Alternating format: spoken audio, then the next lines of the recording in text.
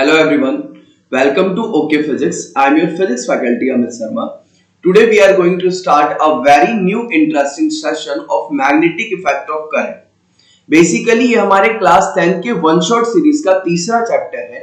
इससे पहले हमने इलेक्ट्रिसिटी और लाइट चैप्टर को बहुत अच्छे से समझा था। आज उसी को कंटिन्यू रखते हुए आज का जो हमारा सेशन है वो है मैग्नेटिक इफेक्ट ऑफ करंट के बारे में। तो आज का सेशन भी बहुत ही ज्यादा इंपॉर्टेंट होने वाला है, इंफॉर्मेटिव होने वाला है।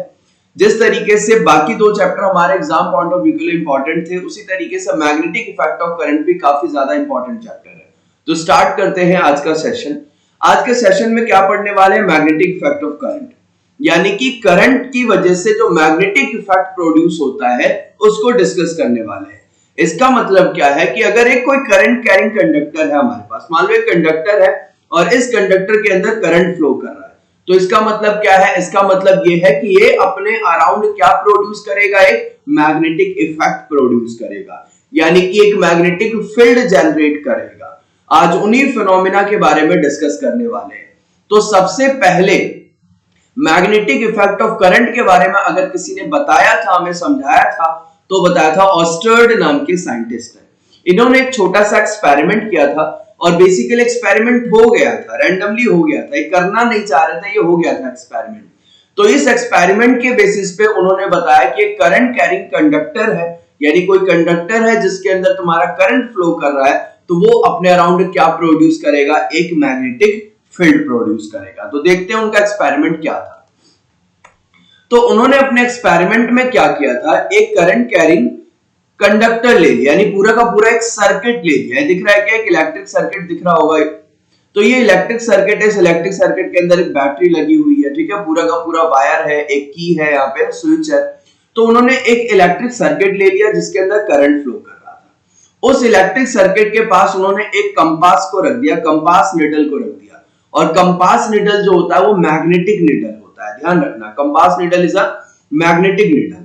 तो जब उन्होंने इस करंट कैरिंग कंडक्टर के पास, इस वायर के पास कंपास नीडल को रखा, तो उन्होंने क्या देखा कि भाई मेरा जो कंपास नीडल है ना वो डिफ्लेक्शन शो कर रहा है। यानी मान लो इनिशियली जब करंट फ्लो नहीं कर रहा था ना कंपास उसमें कंडक्टर में, तो तुम्हारा कंपास नीडल बिल्कुल ऐसा था स्ट्रेट, लेकिन जैसे ही करंट फ्लो कर रहा है कंपास नीडल इस तरीके से डिफ्लेक्शन शो कर गया।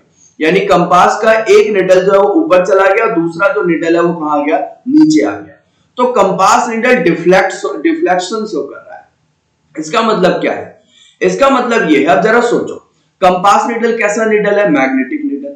और अगर कोई मैग्नेटिक चीज डिफ्लेक्शन शो कर रही है, उसका मतलब क्या है? इसका मतलब ये है कि उसके ऊपर पक्का किसी ना किसी ने क्या किया होगा? एक मैग्नेटिक फोर्स लगाया होगा। जो चीज पास जा रही है उसको किसी ने खींचा होगा, अट्रैक्ट किया होगा, और जो चीज दूर जा रही है उसको किसी ने क्या किया होगा? रिपेल किया होगा। यानी वहां पे पक्का कोई ना कोई एक मैग्नेटिक फील्ड जनरेट हो गई है। उसी मैग्नेटिक फील्ड ने क्या किया? उनके ऊपर एक मैग्नेटिक फोर्स लगाया जिसकी वजह से किसी एक को अट्रैक्ट कर रहा है और दूसरे को रिपेल कर रहा है। क्लियर? तो जरा ध्यान दो यहाँ पे क्या हुआ। एक कंपास नीडल बिल्कुल इनिशियली स्ट्रेट था, लेकिन जैसे इस कंडक्टर के अंदर तुम्हारा करंट फ्लो करना स्टार्ट हो गया, तुमने क्या देखा? ये जो नॉर्थ नीडल था ये ऊपर की तरफ डिफ्लेक्ट हो गया और जो साउथ नीडल था वो नीचे की तरफ डिफ्लेक्ट हुआ। यानी साउथ को किसी ने नीचे की तरफ धक्का दिया और ये जो नॉर्थ नीडल था उसको किसी ने ऊपर की तरफ खींचा। यानी एक के ऊपर अट्रैक्टिव फोर्स लगा, खींचने का मतलब क्या? अट्रैक्टिव, और नीचे धक्का देने का मतलब क्या? रिपल्सिव। यानी मैग्नेटिक नीडल को अगर कोई अट्रैक्ट या रिपेल कर सकता है तो कौन कर सकता है? कोई दूसरा मैग्नेट या कोई दूसरा ऐसा मटेरियल जिसके पास मैग्नेटिक प्रॉपर्टी हो। तो यहां से यही कंक्लूजन निकाला गया, ये करंट कैरिंग एलिमेंट क्या करता है? अपने अराउंड एक मैग्नेटिक फील्ड जनरेट कर लेता है, और उस मैग्नेटिक फील्ड के अंदर अगर कोई मैग्नेटिक सब्सटेंस आया, जैसे कि ये मैग्नेटिक नीडल आ गया इसके मैग्नेटिक फील्ड के रेंज में, तो इसके ऊपर क्या लगा? एक मैग्नेटिक फोर्स लगा, और उसकी वजह से कंपास नीडल ने क्या शो किया? डिफ्लेक्शन शो किया। क्लियर? तो ये था तुम्हारा ऑस्टर्ड का एक्सपेरिमेंट। इन्होंने एक चीज और करा, क्या?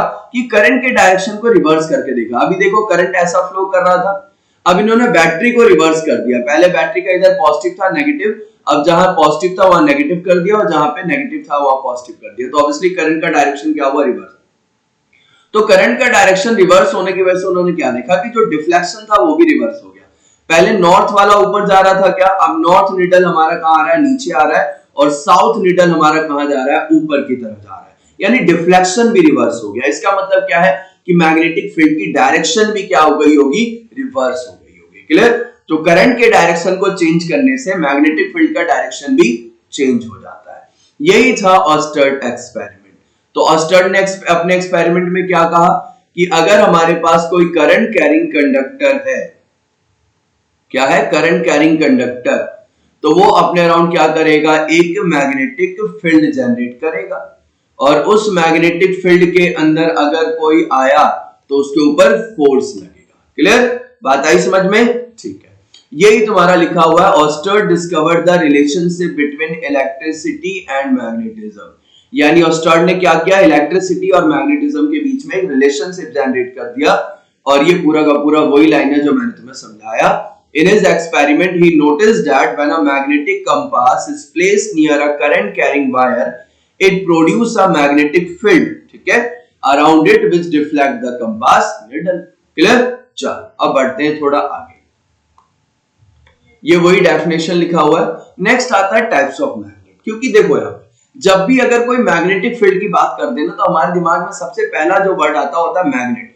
क्योंकि बचपन से हम मैग्नेट देखते हैं, एक मैग्नेट है जो दूसरे किसी भी मैग्नेटिक मटेरियल को क्या करता है, अट्रैक्ट कर लेता है। जैसे आयरन है, लोहा है, लोहे को अट्रैक्ट कर लेता है, या स्टील को, लोहे को, कोबाल्ट को, निकल को, इस तरीके के सब्सटेंस को क्या करता है, वो अट्रैक्ट कर लेता है। यानी कि ये सारे के सारे मैग्नेटिक मटेरियल है।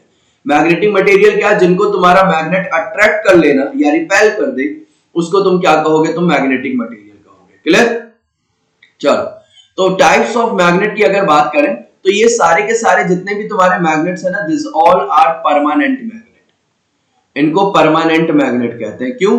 क्योंकि इनकी मैग्नेटिक प्रॉपर्टी हमेशा रहती है, हमेशा मैग्नेटिक फील्ड प्रोड्यूस करते रहते हैं, इनकी मैग्नेटिक प्रॉपर्टी खत्म नहीं होती है। तो इसमें सबसे पहले आता है हमारा बार मैग्नेट। इस चैप्टर के अंदर अगर हम सबसे ज्यादा अगर किसी मैग्नेट की बात करेंगे तो कौन से मैग्नेट की बात करेंगे, बार मैग्नेट की बात करेंगे। क्लियर? नेक्स्ट आता है तुम्हारा horseshoe magnet, rod magnet, ring magnet, disc magnet और वैन मैग्नेट। ठीक है, ये कई तरीके के तुम्हारे परमानेंट मैग्नेट हैं, लेकिन इस चैप्टर में जिस मैग्नेट की बात करने वाले हैं वो क्या है, परमानेंट मैग्नेट। तो मैग्नेट होता क्या है? मैग्नेट वो होता है जो अपने अराउंड क्या कर सके, एक मैग्नेटिक फील्ड बना ले, और उस फील्ड के अंदर कोई भी आएगा तो ऑब्वियसली उसे अट्रैक्ट करेगा या रिपेल करेगा, यही तो होगा। यानी magnet is a material which produce magnetic field around it, या फिर ये कह सकते हो magnet is a material which attract any magnetic substance. Magnet वो मटेरियल है जो किसी मैग्नेटिक सब्सटेंस को अट्रैक्ट कर सके। बात आई समझ में? बगल में आयरन रखा है, अट्रैक्ट कर लिया। बगल में तुम्हारा कोबाल्ट रखा हुआ है, अट्रैक्ट कर लिया। बगल में तुम्हारा क्या रखा हुआ है, मान लो जिंक रखा हुआ है, उसको क्या कर रहा है, अट्रैक्ट कर रहा है।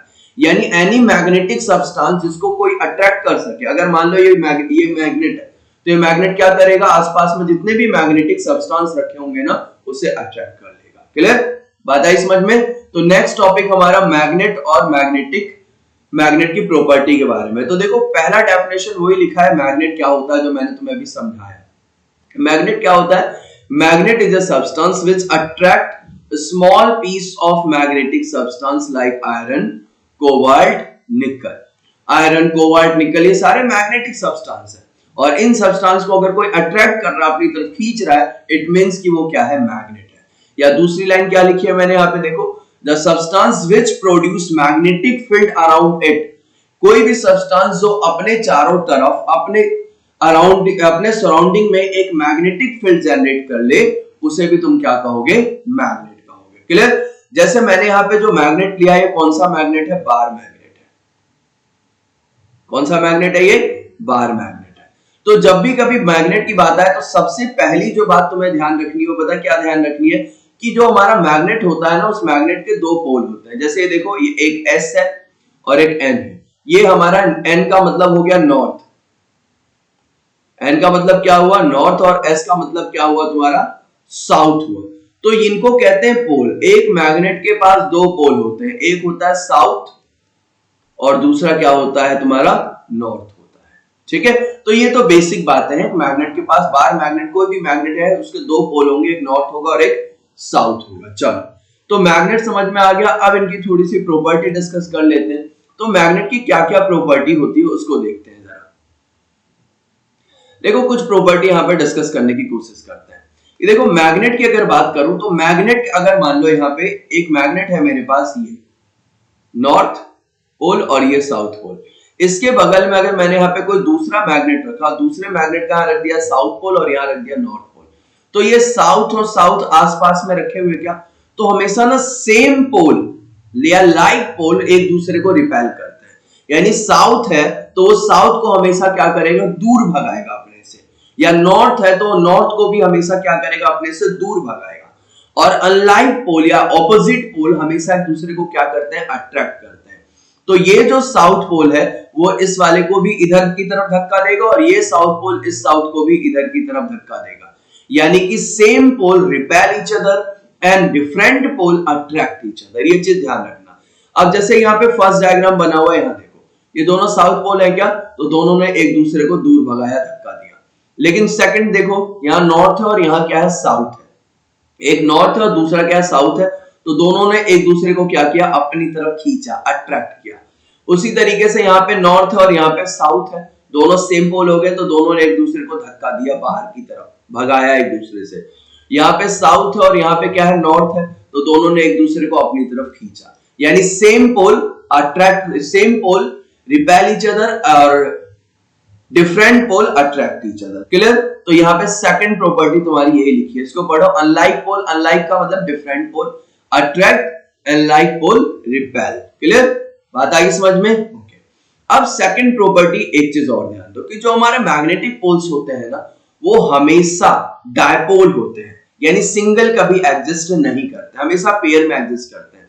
जैसे मान लो अभी तुम्हारे पास ये बार मैग्नेट है नॉर्थ और साउथ, तुमने इसको बीच में से तोड़ दिया ऐसा, तो तोड़ने के बाद ये कुछ ऐसा दिखेगा क्या, ये ऐसा और ये ऐसा, यहाँ पे साउथ और यहाँ पे नॉर्थ है। तो ये मत समझना कि तोड़ दिया तो नॉर्थ अलग हो गया, साउथ अलग हो गया, नहीं, ऐसा नहीं होता।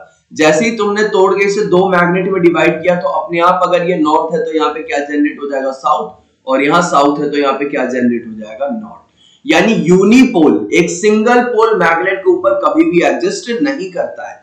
मैग्नेट पे हमेशा दो पोल होंगे, एक नॉर्थ और एक साउथ, इन ये दोनों हमेशा एक साथ ही मैग्नेट पे एग्जिस्ट करेंगे। मान लो तुमने बीच में से एक बार और तोड़ दिया ऐसे, तो ये फिर से और छोटे बन गए क्या, क्लियर? तो यहाँ आ गया नॉर्थ, तो यहाँ अपने आप क्या जनरेट हो जाएगा, साउथ, और यहाँ साउथ है तो अपने आप क्या जनरेट हो जाएगा, नॉर्थ। यानी अकेले पोल कभी भी एग्जिस्ट नहीं करते। यह तुम्हारी तीसरी प्रॉपर्टी क्या है, मैग्नेटिक पोल और magnetic poles always exist in pair, pole can not be separate, pole को तुम सेपरेट नहीं कर सकते। क्लियर? नेक्स्ट क्या है प्रॉपर्टी, क्या कह रहा है, इट अट्रैक्ट मैग्नेटिक सब्सटेंस। तो ऑब्वियसली ये तो हमने देखा ही है कि एक मैग्नेट का काम ही क्या होता है, तो एक मैग्नेट का काम होता है मैग्नेटिक सब्सटेंस को अट्रैक्ट करना, है ना। अगर उसके आसपास कोई मैग्नेटिक सब्सटेंस आयरन है, कोबाल्ट है, निकल है, अगर ये सब्सटेंस कुछ रखे हुए हैं तो इनको क्या करेगा, ये अट्रैक्ट कर लेगा। क्लियर?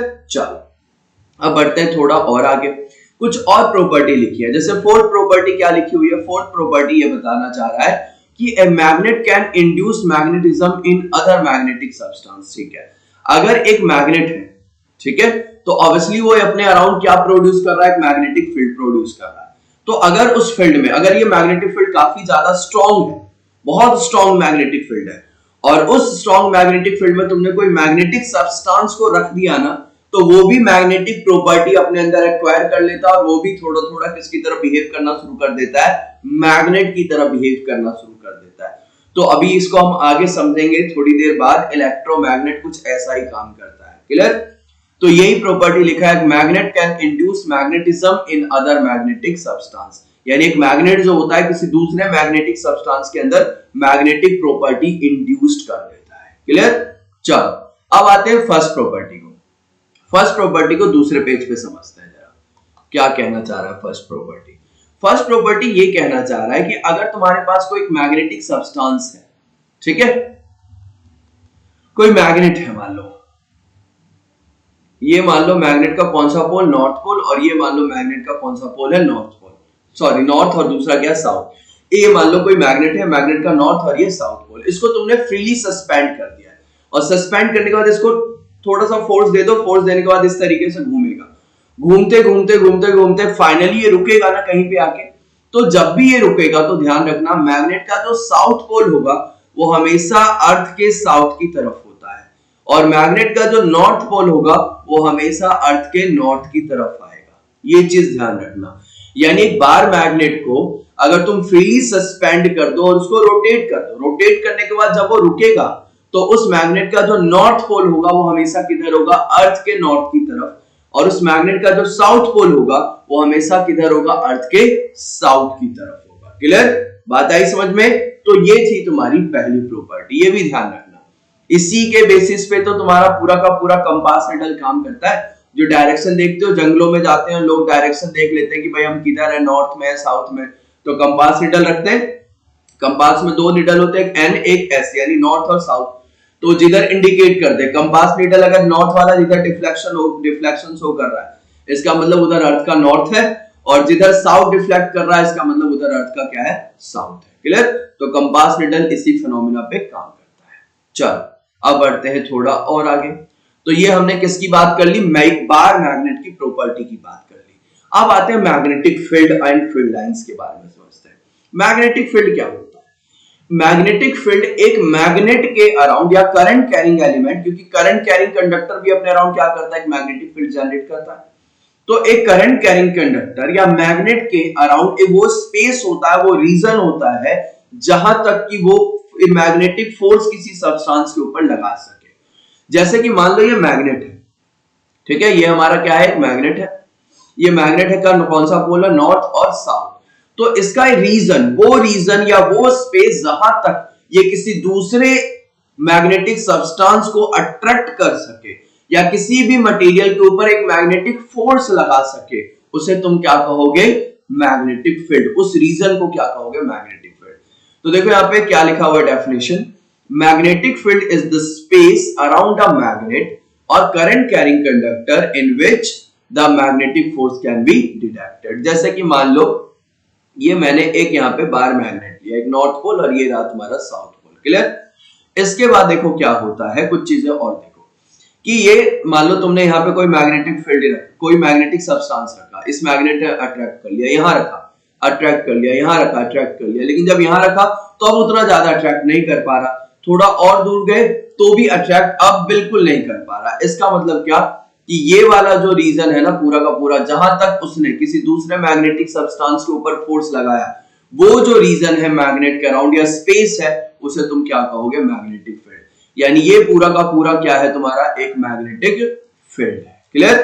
बात आ गई समझ में? चलो, तो मैग्नेटिक फील्ड क्या होता है, एक मैग्नेट या करंट कैरिंग कंडक्टर के अराउंड स्पेस जहां तक तुम एक मैग्नेटिक फोर्स को एक्सपीरियंस कर सको। क्लियर? अब मैग्नेटिक फील्ड कैसी क्वांटिटी होती है, तो magnetic field is a vector quantity. क्यों? क्योंकि इसके पास मैग्नीट्यूड भी है और साथ के साथ इसके पास डायरेक्शन भी है। मैग्नेटिक फील्ड का डायरेक्शन भी होता है, अभी डिस्कस करेंगे।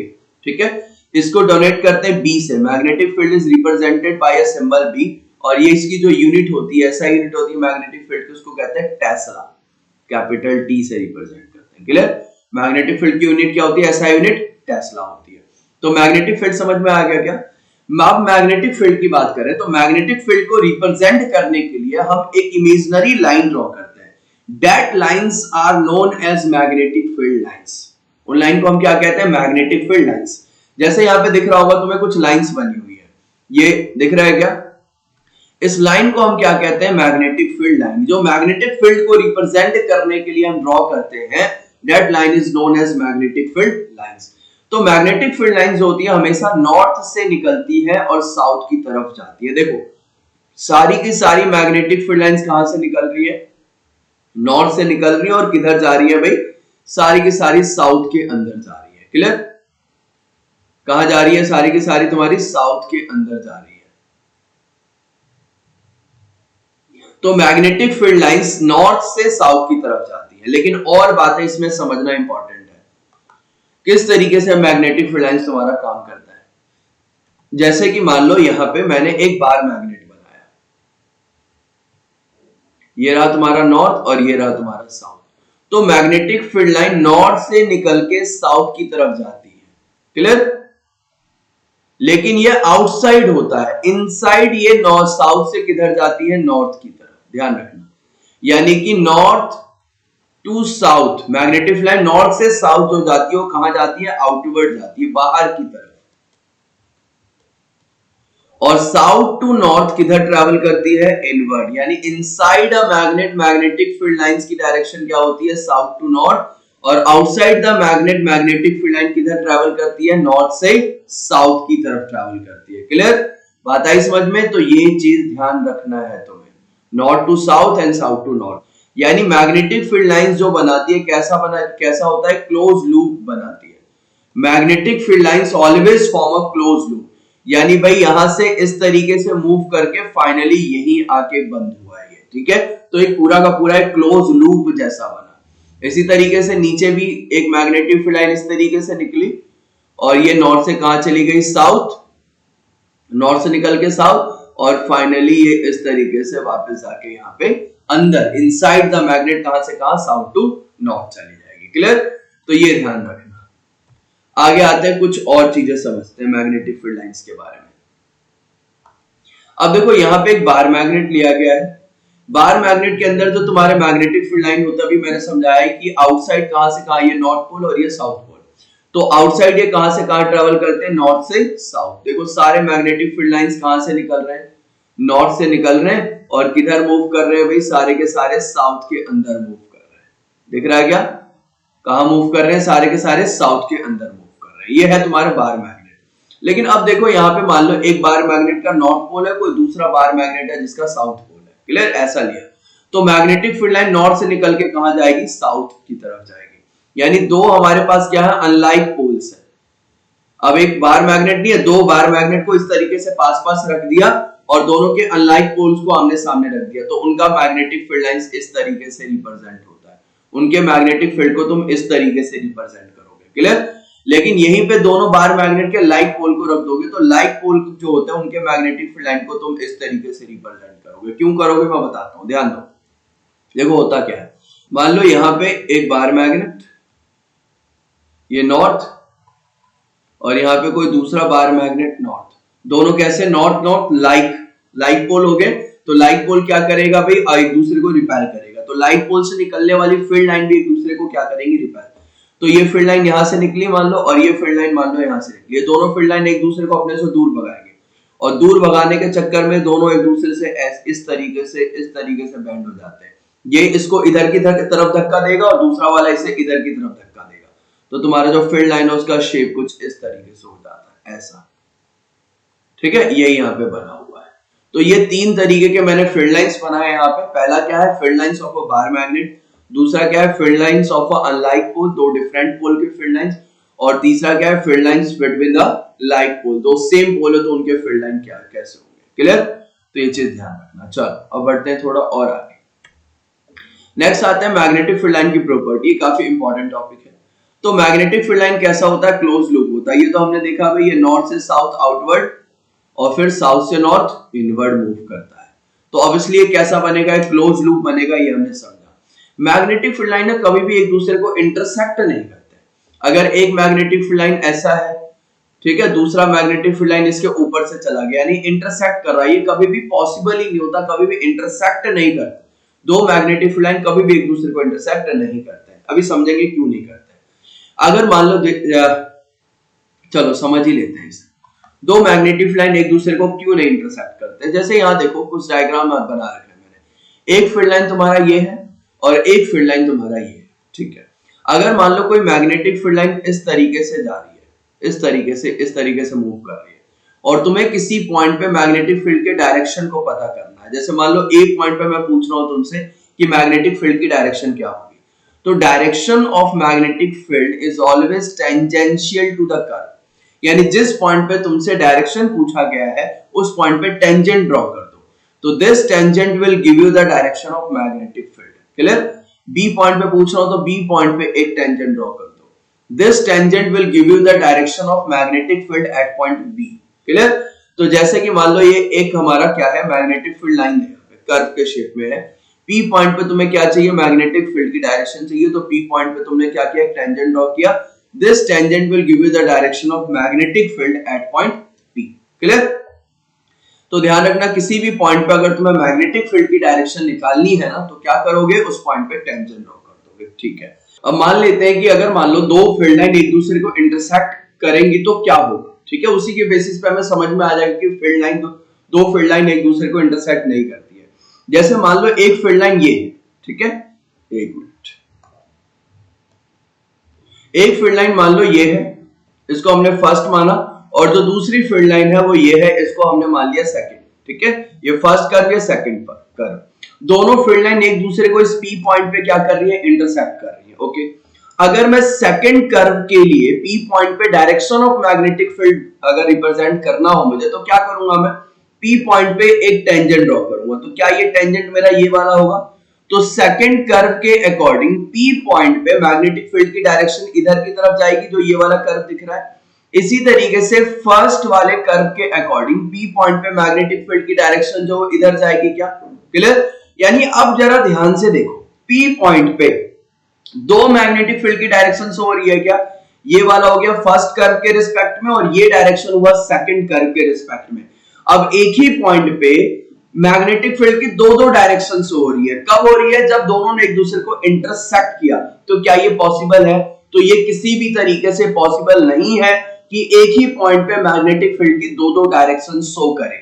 इसीलिए दो मैग्नेटिक फील्ड लाइन कभी भी एक दूसरे को इंटरसेक्ट नहीं करती हैं, क्योंकि अगर वो ऐसा करेंगी तो क्या होगा, होगा ऐसा कि भाई एक ही पॉइंट पे मैग्नेटिक फील्ड दो डायरेक्शन शो करेंगी, जो कि पॉसिबल नहीं होता है। इसीलिए two magnetic field line never intersect each other. तो देखो यहाँ क्या लिखा हुआ है, the two magnetic field lines can never intersect each other because two tangent can be drawn from that point of intersection which will give the two direction of the field from the same point। एक ही point से दो direction हमें magnetic field की मिल रही है, which is impossible, जो कि क्या है, इम्पॉसिबल है। इसलिए मैग्नेटिक फील्ड लाइन कभी भी एक दूसरे को इंटरसेक्ट नहीं करती है। बात आई समझ में। चलो अब और थोड़ा आगे डिस्कस करते हैं। तो हमें पहली प्रॉपर्टी तो समझ में आ गई मैग्नेटिक फील्ड लाइन की। मैग्नेटिक फील्ड लाइन क्या होता है, क्लोज लूप, नॉर्थ से साउथ और फिर साउथ से नॉर्थ। मैग्नेटिक फील्ड लाइन कभी भी एक दूसरे को इंटरसेक्ट नहीं करता है। थर्ड प्रॉपर्टी समझते हैं क्या कह रहा है, the number of density of field line in a region give the intensity of magnetic field. अब इसे ध्यान से समझना। मान लो मैंने यहाँ पे एक बार मैग्नेट दिया, ये बार मैग्नेट का नॉर्थ पोल और ये बार मैग्नेट का साउथ पोल।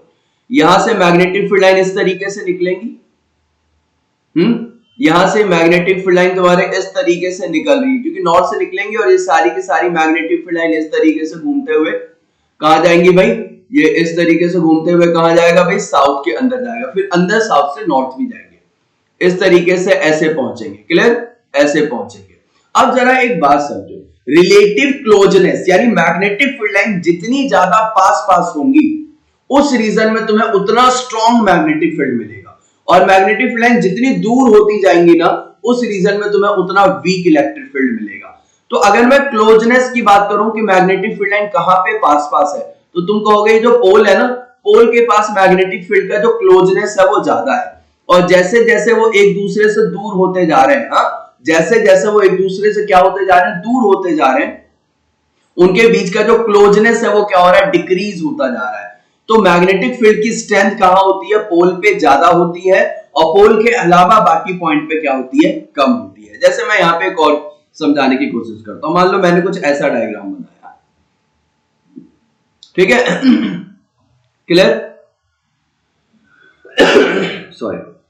मान लो मैंने यहाँ पे एक पॉइंट लिया ए, यहाँ पे एक पॉइंट लिया बी, और यहाँ पे एक पॉइंट लिया सी। ये मैग्नेटिक फील्ड लाइंस मैंने यहाँ पे बनाए हैं। तो इन मैग्नेटिक फील्ड लाइंस में मैं ये पूछना चाह रहा हूं तुमसे, ए बी सी इन तीनों पॉइंट पे सबसे ज्यादा मैग्नेटिक फील्ड लाइंस की स्ट्रेंथ कहां पे ज्यादा होगी, यानी मैग्नेटिक फील्ड लाइन कहां पे स्ट्रांग होगा, मैग्नेटिक फील्ड कहां पे स्ट्रांग होगा। तो ए पॉइंट पे देखो, ए पॉइंट पे जो क्लोजनेस है वो क्या है, काफी ज्यादा, मैग्नेटिक फील्ड लाइन पास पास है। बी पे जो क्लोजनेस है वो क्या हुआ, थोड़ा कम हो गया, और सी पे देखो क्लोजनेस और कम हो गया, यानी कि इनके बीच का सेपरेशन बढ़ गया।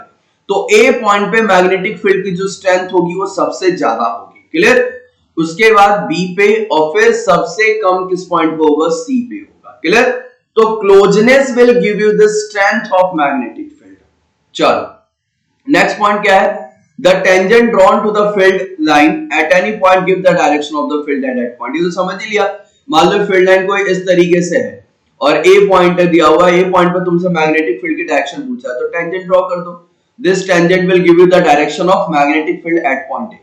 नेक्स्ट क्या कह रहा है, A magnetic field line is directed from north pole to south pole outside and magnet and from south pole to north pole inside the magnet. तो ये भी हमने समझ लिया है कि मैग्नेटिक फील्ड लाइन कहां से कहां ट्रेवल करती है, नॉर्थ से south outside and south to north inside. तो यही तुम्हारी कुछ प्रॉपर्टी है मैग्नेटिक फील्ड लाइंस की जिसके बारे में तुम्हें पता होना चाहिए. क्लियर? चलो अब थोड़ा और आगे बढ़ते हैं. दो तरीके के हमारे मैग्नेटिक फील्ड होते हैं, यूनिफॉर्म और एक नॉन यूनिफॉर्म.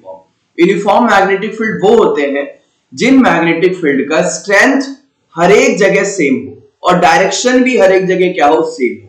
उनको हम क्या कहते हैं, यूनिफॉर्म मैग्नेटिक फील्ड. जैसे यहाँ देखो एक डायग्राम बना हुआ है यूनिफॉर्म मैग्नेटिक फील्ड लाइंस का.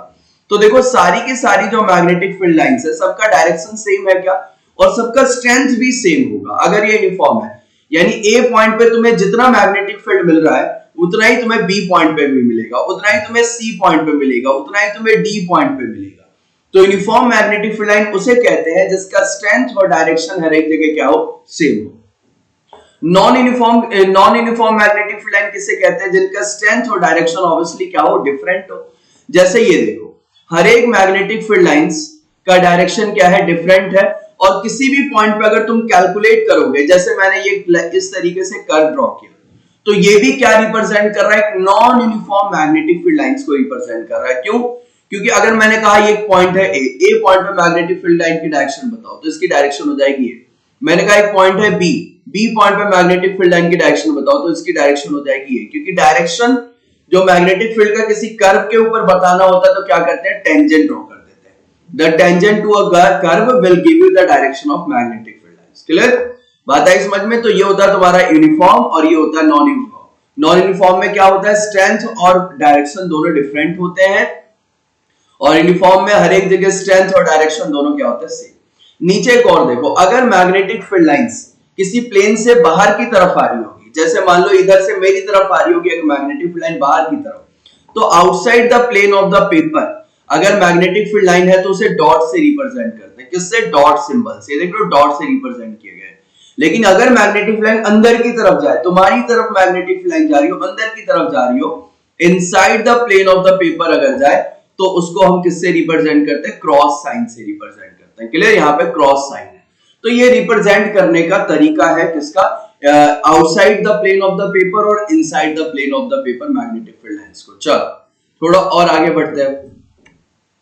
नेक्स्ट है तुम्हारा magnetic field due to a straight current carrying conductor. Okay, यानी कि मान लो हमारे पास एक स्ट्रेट करंट कैरिंग कंडक्टर है जिसमें आई करंट मूव कर रहा है, आई करंट फ्लो कर रहा है. तो ऑब्वियसली अगर ये करंट कैरिंग कंडक्टर है तो अपने अराउंड क्या करेगा, एक मैग्नेटिक फील्ड जनरेट करेगा. यही तो हमारा चैप्टर है पूरा का पूरा. तो इसके अराउंड जो मैग्नेटिक फील्ड बनते हैं ना, वो ध्यान रखना, एक कोई भी तुम्हारा स्ट्रेट करंट कैरिंग कंडक्टर हो उसके अराउंड जो मैग्नेटिक फील्ड बनेंगे, all magnetic field lines are concentric circle. क्या होंगे, कॉन्सेंट्रिक सर्कल होंगे. यानी इसके अराउंड जो मैग्नेटिक फील्ड बन रहे होंगे वो उसका शेप क्या होगा, उसका शेप होगा इस तरीके से, कॉन्सेंट्रिक सर्कल होगा. क्लियर? बात आई समझ में? हाँ, अब ये तुमने मैग्नेटिक फील्ड लाइंस तो रिप्रेजेंट कर दिया, लेकिन कॉन्सेंट्रिक सर्कल का डायरेक्शन भी तो होगा कि भाई ऐसे जा रहा है सर्कल या इस तरीके से आ रहा है सर्कल. तो डायरेक्शन पता करने के लिए हम एक रूल यूज करते हैं जिस रूल का नाम होता है right hand thumb rule. Right hand thumb rule के बेसिस पे हम क्या पता लगा देते हैं कि भाई ये जो हमारा कॉन्सेंट्रिक सर्कल बन रहा है इसका डायरेक्शन क्या होगा. यानी direction of magnetic field lines अगर तुम्हें फाइंड करना है then you have to use a rule which is right hand thumb rule. Clear? अब वो रूल क्या है उसको भी हम समझते हैं जरा. बहुत इजी रूल है. ये रूल क्या कहता है कि जिस डायरेक्शन में तुम्हारा करंट फ्लो कर रहा होगा ना कंडक्टर में, उस डायरेक्शन में अपने थंब को रखो. क्लियर? और फिर अपनी उंगलियां घुमा दो. जिस डायरेक्शन में तुम्हारी उंगलियां यानी इस तरीके से फिंगर कर्ल हो रही होगी, उंगलियां घूम रही होंगी, वो डायरेक्शन तुम्हारे मैग्नेटिक फील्ड लाइंस की डायरेक्शन होगी. जैसे मान लो ये कोई कंडक्टर है. ओके, कंडक्टर, इसमें करंट ऊपर की तरफ जा रहा है, तो मैंने अपना थंब कहां रखा, ऊपर की तरफ रखा, और मैंने अपने फिंगर को कर्ल किया, इस तरीके से कर्ल किया. तो ये जो डायरेक्शन है ना, ये direction, this direction is the direction of magnetic field. Clear? तो ये डायरेक्शन क्या है, तो this direction is anti clockwise, है ना, एंटी क्लॉकवाइज है ना ये. तो एंटी क्लॉकवाइज डायरेक्शन में तुम्हारा मैग्नेटिक फील्ड लाइंस होगा. जैसे ये समझो, करंट मान लो कहां मूव कर रहा है, ऊपर की तरफ मूव कर रहा है. क्या, according to this diagram current हमारा कहां जा रहा है, ऊपर. तो इसने अपने थंब को कहां रखा, राइट हैंड के थंब को ऊपर रखा, और फिंगर को इस तरीके से इसने कर्ल किया, कैसा, ऐसा। तो देखो मैग्नेटिक फील्ड लाइन किस तरीके से जा रही है, इस तरीके से जा रही है। समझ में आई बात? मैग्नेटिक लाइन कैसे जा रही है, ऐसे जा रही है, इस तरीके से, जैसे मैं यहां समझाता हूं तुम्हें। ये तुम्हारा स्ट्रेट कंडक्टर, थंब को तुमने ऊपर रखा, इस तरीके से अपनी फिंगर कर्ल कर दी, तो मैग्नेटिक फील्ड की डायरेक्शन जो होगी वो कैसी होगी, इस तरीके से होगी। क्या क्लियर? यहां से ऐसे, फिर ऐसे, इस तरीके से रोटेट करेगा। ओके, ये डायरेक्शन ऐसा होगा, ठीक है, ऐसा जा रहा होगा यूं, इस तरीके से। तो ये होता है तुम्हारा राइट हैंड थंब रूल। तो राइट हैंड थंब रूल का यूज कहां करते हैं भाई, direction of magnetic field lines निकालने में। जैसे ये वाला डायग्राम भी देखो, क्लियर? तो यहां पे तुम्हारा जो कंडक्टर ऐसा आ गया हॉरिजॉन्टली, करंट ऐसा, तो मैग्नेटिक फील्ड लाइन इस तरीके से बनेगी, यानी इसके जो मैग्नेटिक फील्ड लाइंस होंगे ना वो ऐसे बनेंगे, ऐसे, यहां से ऐसा और फिर यहां से ऐसा। यानी पहले कहा गया ऐसे गया नीचे और फिर बाहर की तरफ आया, पहले अंदर इस वाले पॉइंट पे अंदर और फिर इधर से बाहर, ऐसे ऐसे ऐसे ऐसे, इस तरीके से। यहाँ पे कंडक्टर को थोड़ा सा टेढ़ा कर दिया ऐसा, यानी कंडक्टर अब सीधा नहीं, थोड़ा सा ऐसा हो गया, तो मैग्नेटिक फील्ड लाइंस भी ऐसी हो जाएंगी। क्लियर? इसकी मैग्नेटिक फील्ड लाइंस दिख रहा है क्या, थोड़ा सा इंक्लाइंड दिख रहा होगा। तो इस तरीके से तुम्हारे पास कोई भी स्ट्रेट करंट कैरिंग कंडक्टर है तो उसका मैग्नेटिक फील्ड लाइन तो कॉन्सेंट्रिक सर्कल होगा, ठीक है, कॉन्सेंट्रिक सर्कल बना दो, और उन सर्कल के ऊपर एरो लगाने के लिए यानी डायरेक्शन बताने के लिए किस रूल का यूज करो, राइट हैंड थंब रूल का यूज करो, और उससे तुम क्या बता दोगे, उन कॉन्सेंट्रिक सर्कल यानी मैग्नेटिक फील्ड लाइंस के डायरेक्शन को भी बता दोगे। क्लियर हो गया? चलो अब बढ़ते हैं थोड़ा और आगे। तो देखो यहीं पे तुम्हारा समझाया हुआ है, एक डायग्राम और बना के समझाने की कोशिश करी गई है। करंट कहां जा रहा है, ऊपर, नीचे से कहां जा रहा है, ऊपर की तरफ जा रहा है। तो ऑब्वियसली इसके जो मैग्नेटिक फील्ड लाइन होंगे कॉन्सेंट्रिक सर्कल होंगे, तो कॉन्सेंट्रिक सर्कल ड्रॉ कर दिया। उसके बाद मैग्नेटिक फील्ड लाइन की डायरेक्शन, तो देखो मैग्नेटिक फील्ड लाइन ऊपर जा रहा है, तो according to right hand thumb rule magnetic field line इस तरीके से मूव करेंगे, तो वही डायरेक्शन तुम्हारा ऐसे, इस तरीके से ऐसे, ठीक है, और इधर नीचे की तरफ। बात आ गई समझ में? सेम यहाँ पे अब करंट तुम्हारा कहां फ्लो कर रहा है, नीचे की तरफ फ्लो कर रहा है, तो थंब नीचे, तो मैग्नेटिक फील्ड लाइन इस तरीके से जाएंगी, क्या ऐसे, तो ये देखो मैग्नेटिक फील्ड लाइन की डायरेक्शन क्या हो गई, रिवर्स हो गई। क्यों? क्योंकि तुम्हारे करंट की डायरेक्शन भी रिवर्स हो गई, तो मैग्नेटिक फील्ड लाइन की डायरेक्शन भी रिवर्स हो गई। तो यहाँ पे मैग्नेटिक फील्ड लाइन की डायरेक्शन क्या है, एंटी क्लॉकवाइज, और यहाँ पे क्या है, क्लॉकवाइज। क्लियर? चलो और आगे बढ़ते हैं थोड़ा। अब यहाँ पे यह है factor on which magnetic field of straight current carrying conductor depend. किस किस चीज के ऊपर डिपेंड करता है, तो ऑब्वियसली करंट के ऊपर डिपेंड करेगा, ठीक है, डायरेक्शन ऑफ करंट के ऊपर डिपेंड करेगा, और distance of magnetic field from the conductor इसके ऊपर डिपेंड करेगा। कैसे? देखो, अगर मान लो जैसे इसी की बात करें तो यहाँ पे कितने सर्कल बने, एक, यहाँ पे कितने सर्कल बने, 1 2 3 4, 4 सर्कल बने क्या, ठीक है। पहला जो सर्कल है उसका इस कंडक्टर से डिस्टेंस क्या है, कम है, दूसरे कंडक्टर का डिस्टेंस बढ़ गया, दूसरे सर्कल का डिस्टेंस बढ़ गया, तीसरे सर्कल का और बढ़ गया, चौथे सर्कल का और बढ़ गया, पांचवा सर्कल होता तो और बढ़ जाता। तो जैसे जैसे तुम्हारा डिस्टेंस बढ़ता जाएगा मैग्नेटिक फील्ड स्ट्रेंथ कम होती रहेगी। तो मैग्नेटिक फील्ड स्ट्रेंथ जो होती है, मैग्नेटिक फील्ड जो होता है डिस्टेंस के इनवर्सली प्रोपोर्शनल होता है। डिस्टेंस के बढ़ाने से मैग्नेटिक फील्ड स्ट्रेंथ घटती है। क्लियर? यानी कि अगर तुम्हारा डिस्टेंस बढ़ रहा है then your magnetic field strength will decrease. दूसरा है करंट के ऊपर डिपेंड करेगा, ऑब्वियसली करंट के ऊपर डिपेंड करेगा, जितना ज्यादा करंट होगा मैग्नेटिक फील्ड स्ट्रेंथ उतनी ज्यादा होगी। क्लियर?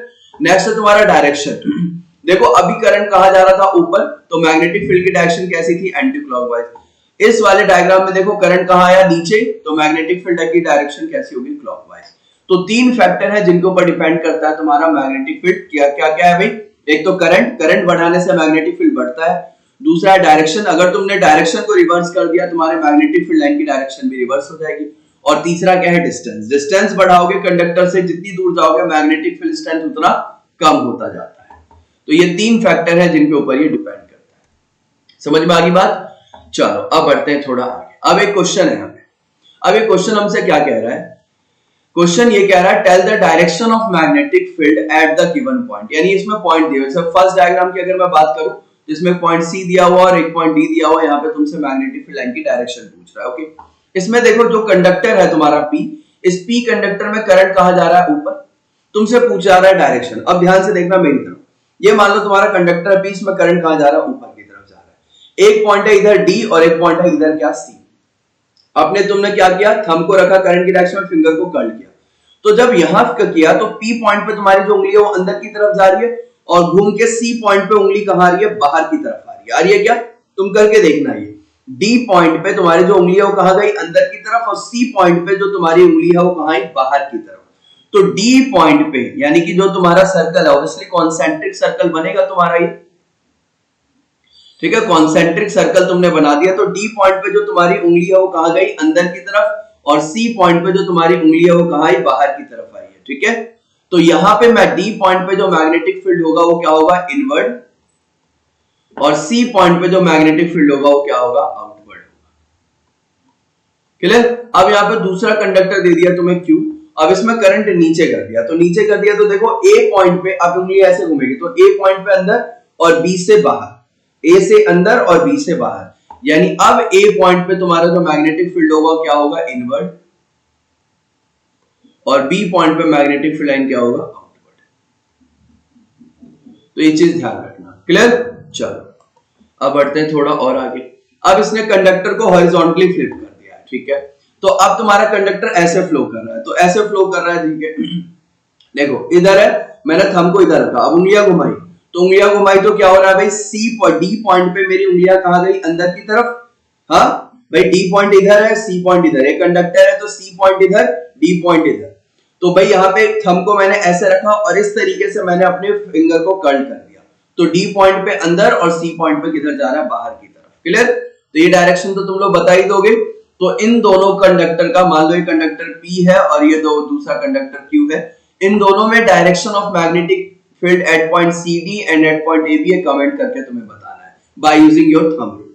चलो अब बढ़ते हैं थोड़ा और आगे। नेक्स्ट आता है सर्कुलर लूप। इसमें बच्चों को बहुत ज्यादा प्रॉब्लम होती है, तो अब मैं तुम्हें एक चीज बताने जा रहा हूं। सर्कुलर लूप है तुम्हारे पास, एक करंट कैरिंग लूप है। मान लो तुमने एक लूप ले लिया और इस लूप में तुम्हारा जो करंट है वो इस तरीके से मूव कर रहा है, मान लो ऐसा, ठीक है, इस तरीके से तुम्हारा करंट मूव कर रहा है। ओके।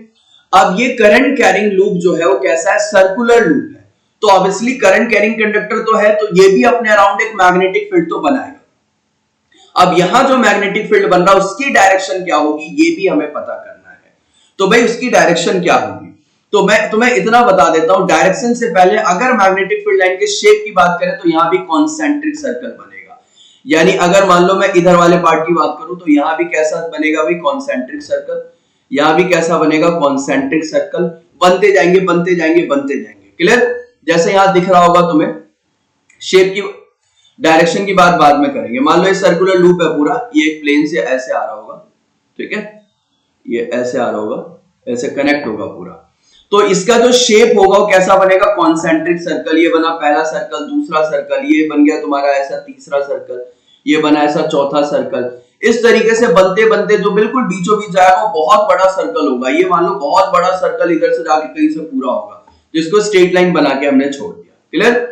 इसी तरीके से इधर इस साइड वाला भी जो पार्ट ले रहा हूं वहां भी हमने क्या किया, कॉन्सेंट्रिक सर्कल बना दिया। इसका भी शेप कैसा होगा, कॉन्सेंट्रिक सर्कल होगा, बना दिया। और ऑब्वियसली जो बीच से जाएगा वो बहुत बड़ा सर्कल होगा, उसको हमने इस तरीके से लाइन से रिप्रेजेंट करके छोड़ दिया।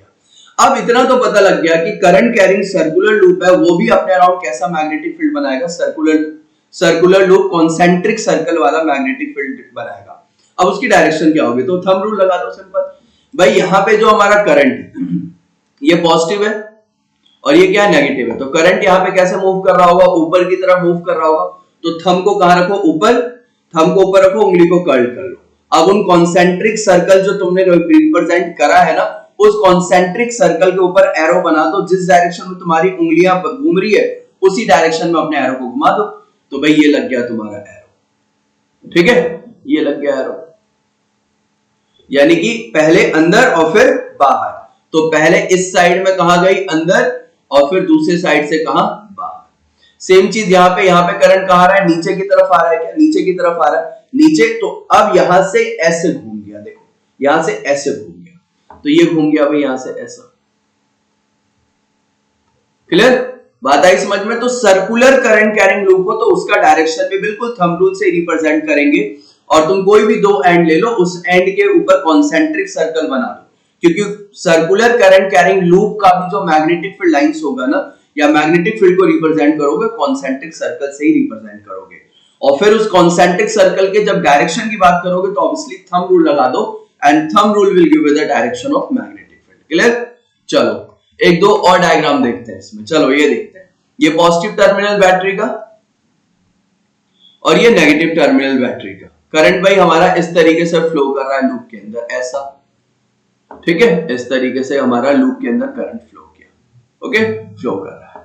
अब यहाँ करंट कहाँ जा रहा है? ऊपर की तरफ जा रहा है, तो ऑब्वियसली यहाँ पे क्या बनेगा? Concentric circle. इसने बहुत सारे कॉन्सेंट्रिक सर्कल बना दिए इस तरीके से, ये भी एक कॉन्सेंट्रिक सर्कल है, ये भी एक कॉन्सेंट्रिक सर्कल है, और बीच वाला तो बहुत बड़ा हमारा कॉन्सेंट्रिक सर्कल बनेगा, तो उसको एक स्ट्रेट लाइन बना के छोड़ दिया। सेम हमने इधर भी एक कॉन्सेंट्रिक सर्कल बना के, बहुत सारे कॉन्सेंट्रिक सर्कल बना के छोड़ दिए, ये कॉन्सेंट्रिक सर्कल, ये कॉन्सेंट्रिक सर्कल। अब बात आती है डायरेक्शन, तो करंट यहाँ कहां जा रहा है? ऊपर।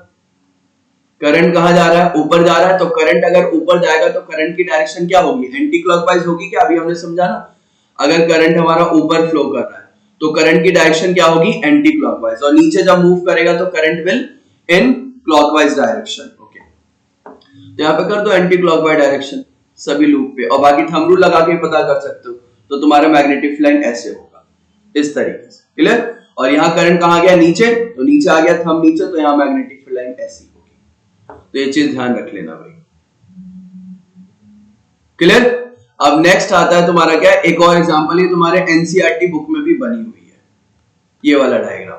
अब यहाँ पे भी करंट मान लो किसी एक एंड से अंदर जा रही है, मान लो इस एंड से अंदर गई है करंट, तो ऐसे मूव करेगा ये, ऐसा ऐसा ऐसा, इस तरीके से तुम्हारा करंट मूव कर रहा है इस कंडक्टर के अंदर, ठीक है। अब इस वाले पार्ट पे करंट किधर मूव कर रहा है? इधर, ठीक है, और इस वाले पार्ट पे करंट किधर मूव कर रहा है? इधर। तो जिस डायरेक्शन में तुम्हारा करंट है उस डायरेक्शन में तुम अपने थंब को रखोगे। सो मैं ऊपर वाले की बात कर रहा हूं, तो ऊपर वाले पे थंब इधर रखोगे क्या? तो जब तुम थंब इधर रखोगे तो ऑब्वियसली उंगलियां ऐसे घूमेगी, घूमेगी क्या? इस तरीके से घूमेगी। तो वही तुम्हारा ये बना हुआ है, यानी उंगलियां ऐसे घूम रही है इस तरीके से। क्लियर? तो this is your direction of magnetic field line. और ये तो हमें पता है कॉन्सेंट्रिक सर्कल ही बनाना है। सर्कुलर लूप पे तुम्हें कहीं पे भी मैग्नेटिक फील्ड लाइन रिप्रेजेंट करने के लिए कह रहा है, तो क्या करो, वहां पे पहले कॉन्सेंट्रिक सर्कल बना दो और फिर उस पॉइंट पे देखो, उस पॉइंट पे देखो स्पेशली कि करंट की डायरेक्शन क्या है, और करंट की डायरेक्शन में अपने थंब को रख के अपनी फिंगर को कर्ल कर लेना, और जिस डायरेक्शन में फिंगर कर्ल करे वही डायरेक्शन तुम्हारा मैग्नेटिक फील्ड लाइन की होगी, उस डायरेक्शन के अकॉर्डिंग एरो लगा देना। क्लियर? तो ये तुम्हारा हो गया सर्कुलर लूप, यानी करंट कैरिंग सर्कुलर लूप है तो अपने अराउंड कैसा मैग्नेटिक फील्ड बनाएगा? तो ऑब्वियसली कॉन्सेंट्रिक सर्कल बनाएगा। और कॉन्सेंट्रिक सर्कल का डायरेक्शन कैसा होगा? तो भाई हमें डायरेक्शन तो पता ही है, थंब रूल लगा देंगे और उस कॉन्सेंट्रिक सर्कल के डायरेक्शन को भी रिप्रेजेंट कर देंगे। चलो अब बढ़ते हैं थोड़ा और आगे।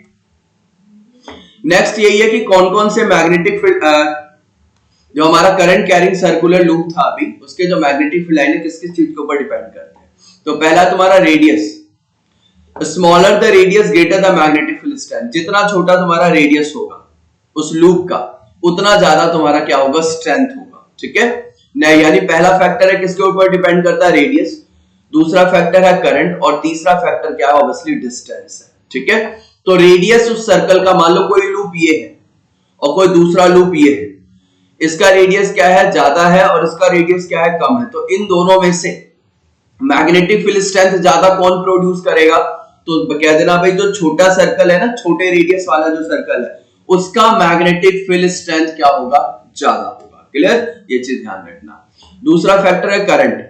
ऑब्वियसली जिस लूप के अंदर करंट ज्यादा होगा वो ज्यादा मैग्नेटिक फील्ड स्ट्रेंथ देगा तुम्हें।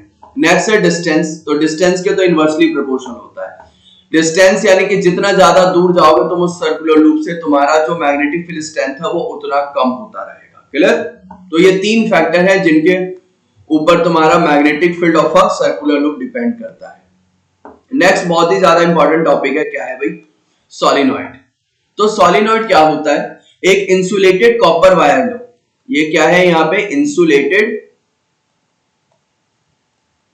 कॉपर वायर है ये। तो एक इंसुलेटेड कॉपर वायर लो और इसको इस तरीके से हेलिकल पाथ, ये जो पाथ जिस पाथ पे ऐसे ऐसे ऐसे ऐसे ऐसे ऐसे ये अरेंज हो रखा है ना, इस पाथ को क्या कहते हैं? Helical path. तो इंसुलेटेड कॉपर वायर को एक हेलिकल पाथ, यानी स्प्रिंग देखा होगा तुमने, पेन वगैरह में कई जगह स्प्रिंग आते हैं इस तरीके से, तो जो स्प्रिंग का जो अरेंजमेंट दिख रहा है ना, वही अरेंजमेंट होता है तुम्हारा सोलिनॉइड का। तो देखो यहाँ पे एक लाइन लिखी हुई है, a coil of many circular turn of insulated copper wire wrapped closely in a shape of cylinder is called solenoid। तो ये जो शेप दिख रहा है तुम्हें, इसको तुम क्या कहते हो? सोलिनॉइड कहते हो। अब क्या होता है ध्यान दो, जैसे नीचे वाले डायग्राम को देखो इसे, तो ये सोलिनॉइड है। इस सोलिनॉइड में यहां से करंट गया और घूम फिर के यहां से बाहर आ गया। क्लियर? इस तरीके से तुम्हारा करंट यहां से एंटर कर रहा है और यहां से बाहर आ रहा है। ठीक है, तो जिस डायरेक्शन में देखो, अगर ये एक सोलिनॉइड है और सोलिनॉइड के अंदर क्या फ्लो कर रहा है? करंट। तो ऑब्वियसली ये मैग्नेटिक फील्ड तो देखो प्रोड्यूस करेगा, क्योंकि कोई भी करंट कैरिंग कंडक्टर है तो वो अपने अराउंड एक मैग्नेटिक फील्ड प्रोड्यूस करता है।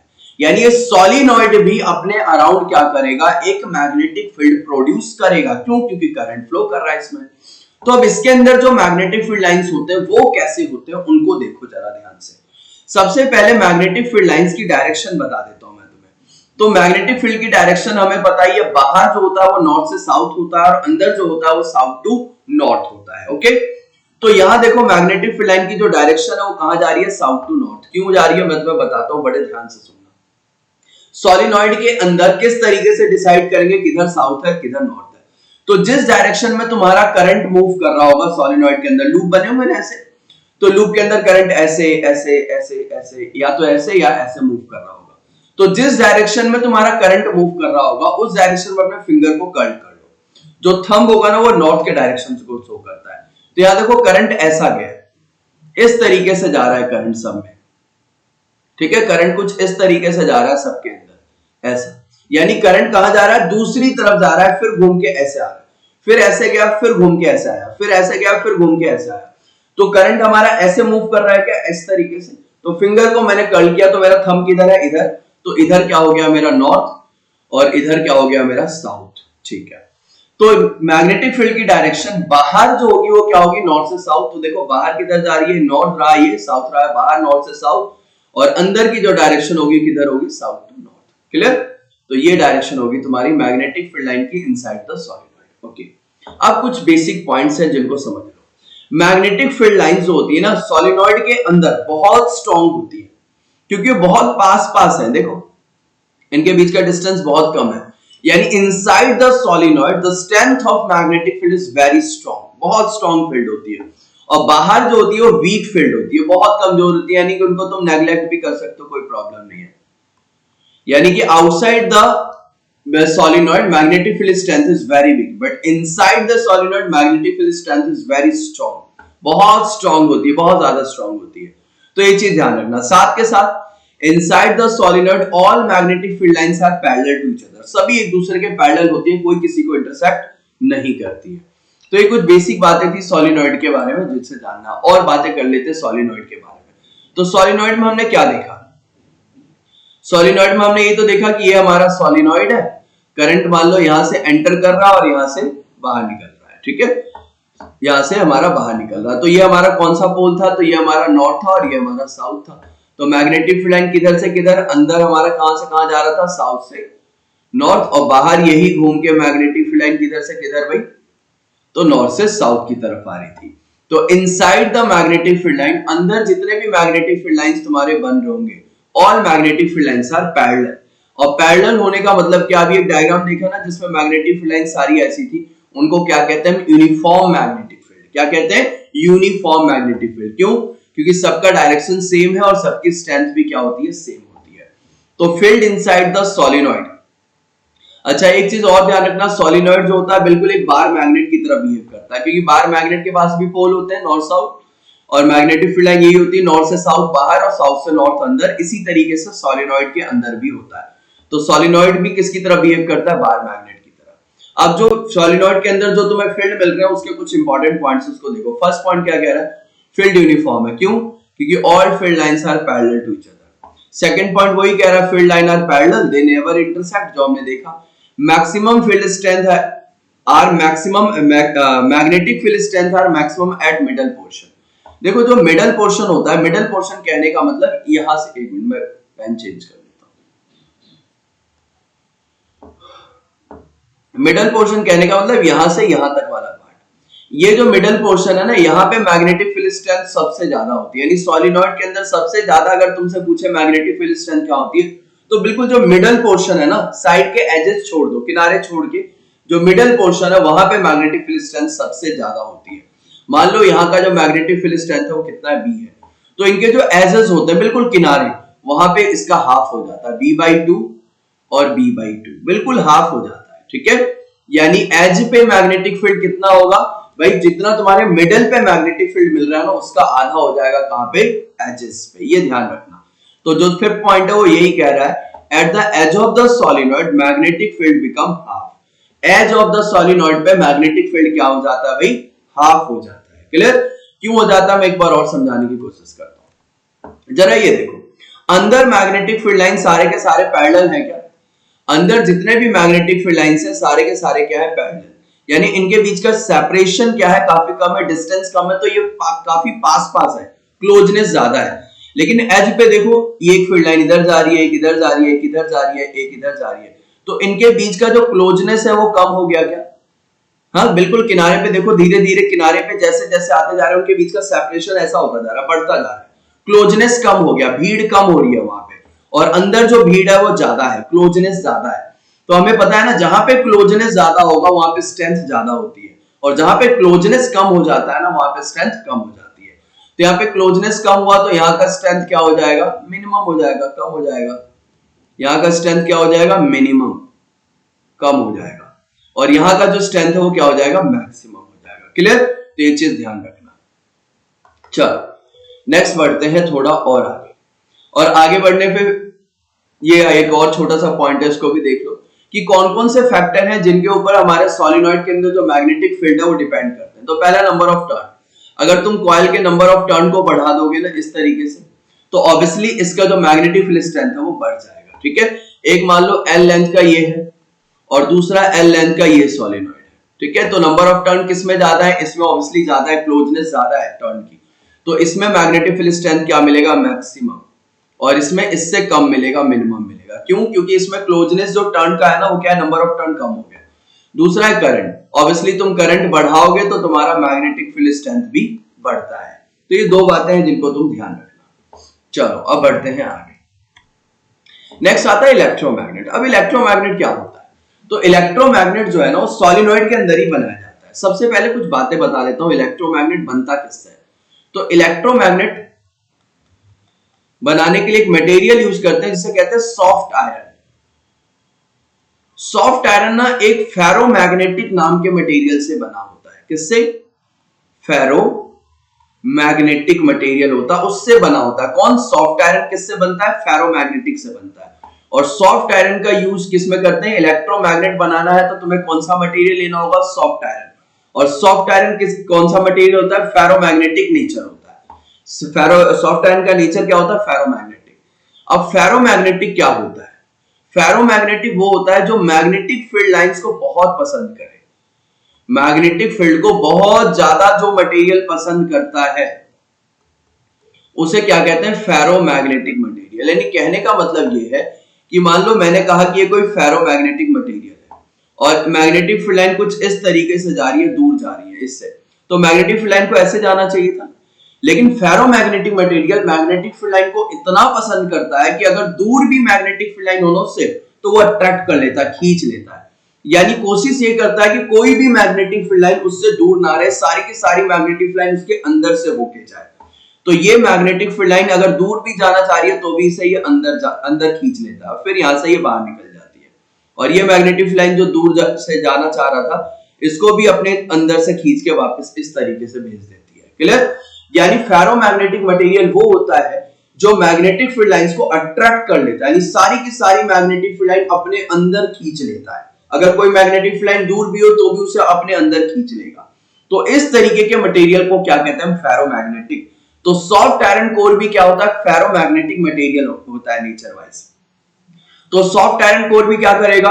अगर कोई दूर भी मैग्नेटिक फील्ड लाइन उससे बाहर से भी जा रही होगी तो बाहर से जाने वाली मैग्नेटिक फील्ड लाइंस को भी वो खींच के अपने अंदर से पास करवा लेगा। अब खुद ही सोचो, कोई मटेरियल है जिसके अंदर से बहुत सारी मैग्नेटिक फील्ड लाइंस जा रही है, तो वो क्या करेगा? अपने अंदर एक मैग्नेटिक प्रॉपर्टी नहीं एक्वायर कर लेगा। क्या करेगा, अपने अंदर एक मैग्नेटिक प्रॉपर्टी एक्वायर कर लेगा। और उसने अगर अपने अंदर एक मैग्नेटिक प्रॉपर्टी एक्वायर कर लिया है तो किसकी तरह बिहेव करेगा, ऑब्वियसली एक मैग्नेट की तरह बिहेव करेगा। क्लियर।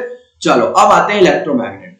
तो इलेक्ट्रोमैग्नेट क्या होता है, ये दिख रहा होगा एक सॉलिनॉइड, एक हेलिकल पाथ दिख रहा होगा, कुछ ऐसा दिख रहा है। इस सॉलिनॉइड के अंदर हमने क्या रखा, ये दिख रहा है एक सॉफ्ट आयरन कोर रख दिया। सॉफ्ट आयरन कोर क्या है, मैग्नेटिक फेरोमैग्नेटिक मटेरियल है।